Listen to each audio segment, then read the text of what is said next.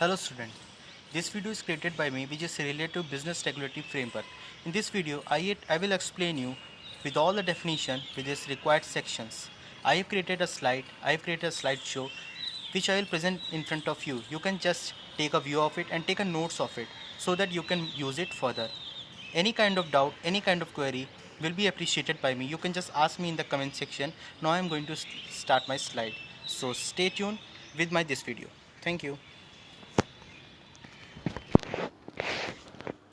So guys हम आज शुरू करते हैं अपना पहला एक्ट को लेकर जिसका नाम है इंडियन कॉन्ट्रैक्ट एक्ट 1872। इस कॉन्ट्रैक्ट में मेरी पहली डिफिनीशन जो मैं अभी आपको बताने जा रहा हूँ वो है ये proposal. According to section 2 subsection A of the Indian Contract Act 1872, when one person signifies to another his willingness to do or to abstain from doing anything with a view to obtaining the assent of that other to such act, he is said to be make a proposal।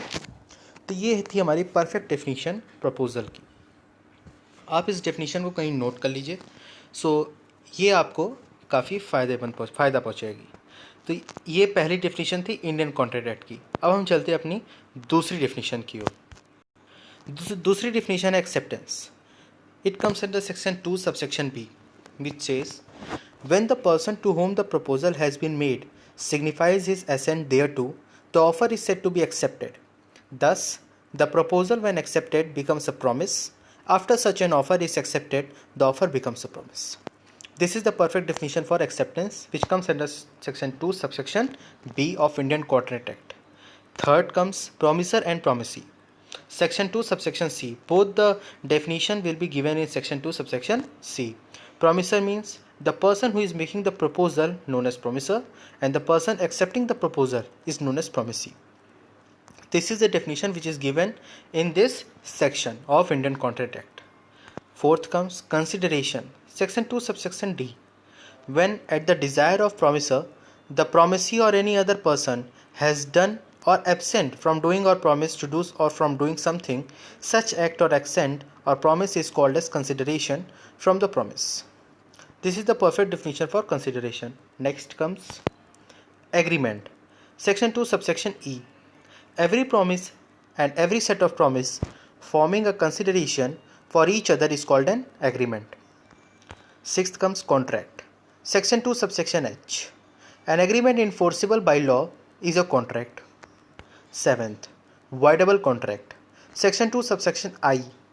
An agreement which is enforceable by law at the option of one or more of the parties but not at the option of the other is called as voidable contract. Next comes person can do contract. Who can do the contract are given under section 11 of Indian Contract Act. Those are: first, a person must be above 18 years or of 18 years. He should be of sound mind. He has not been a bankrupt or not been availing any punishment at present time. These 3 points are taken into consideration when a person goes to do a contract. Then comes bailment contract. It comes under section 148 of Indian Contract Act. A bailment is the delivery of goods by one person to another for some purpose upon a contract that they shall, when the purpose is completed, be returned or otherwise dispose of rewarding to direction of the person delivered to them. This is the perfect definition for bailment contract under section 148 of Indian Contract Act. Then comes pledged contract. Section 172. The bailment of goods at the security for payment of a debt or performance of a promise is called a pledge. This is the definition of pledged contract, which comes under section 172 of Indian Contract Act. Then comes agency. Section 182.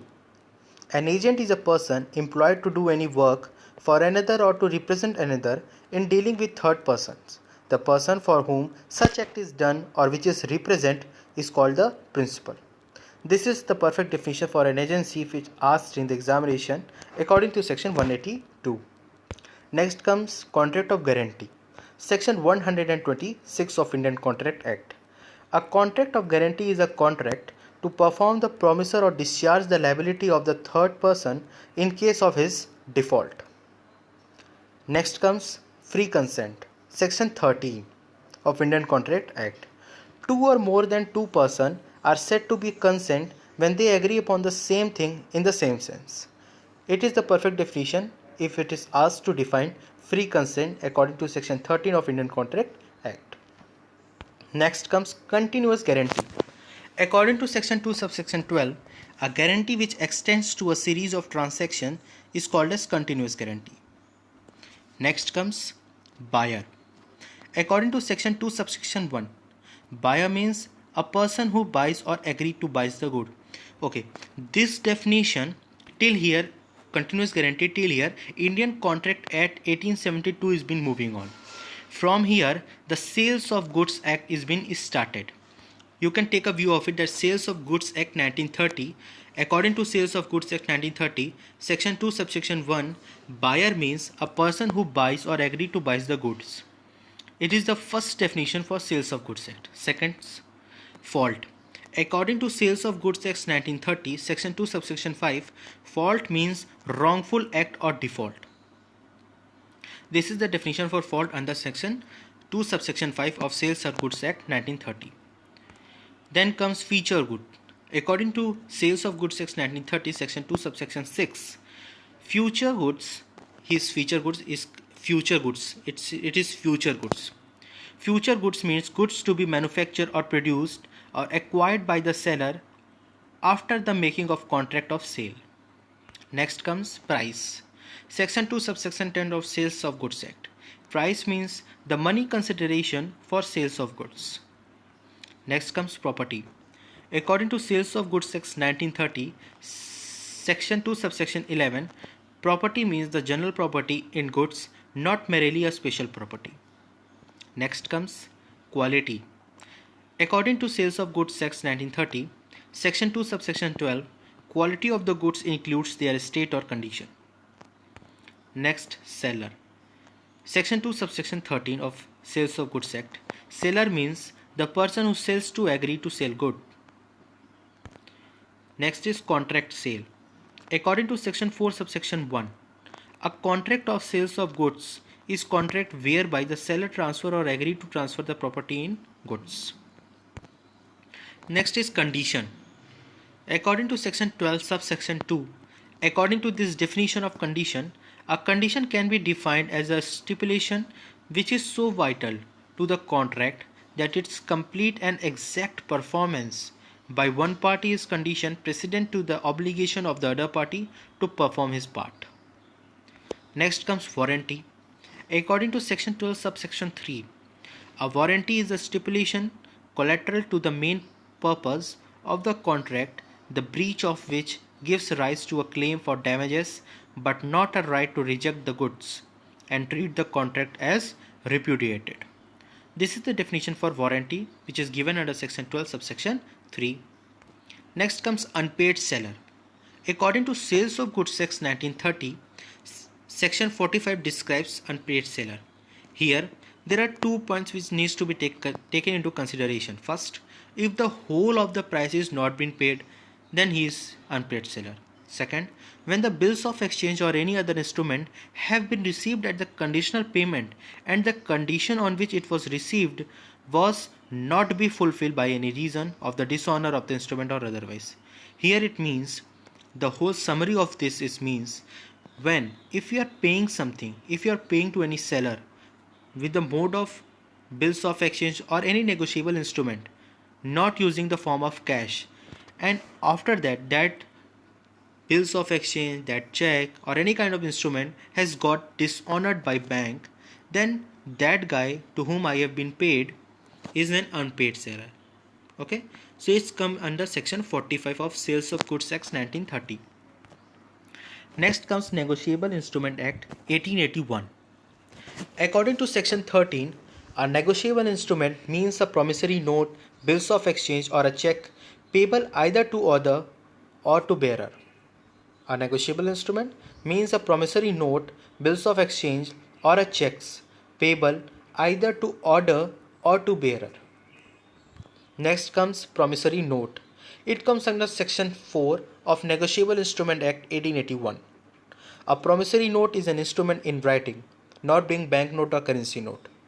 containing an unconditional undertaking signed by the maker to pay certain sum of money only toward the order of certain person or the bearer of the instrument.